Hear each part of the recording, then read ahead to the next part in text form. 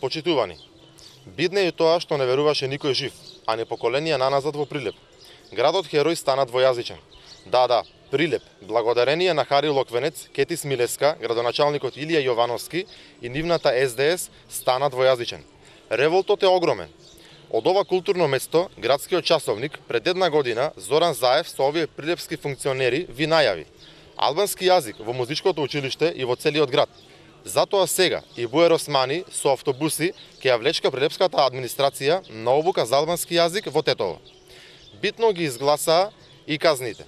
5000 евра за тој што нема да знае албански јазик. Нема 500 евра плата, нема 20% пониски сметки за вода, нема повраток на ДДВ. Нема затворен базен во Прилеп. Нема ништо освен пропаст на градот. Но, не заборавајте, наместо со поголем стандард и нови работни места, вие ќе живеете подобро со двојазичноста. Тоа е прва фаза пред федерализација, пред поделба на државата.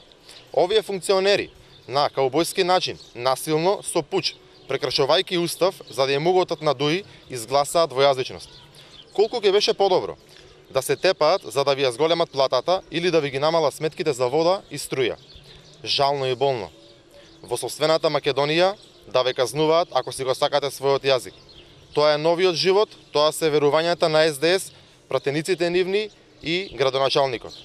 Од утре, шарената општинска зграда е веќе комуна Прилепи.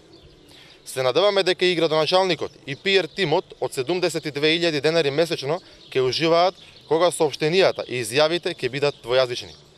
А вие пак да им верувате на оние според македонската јавност предавници.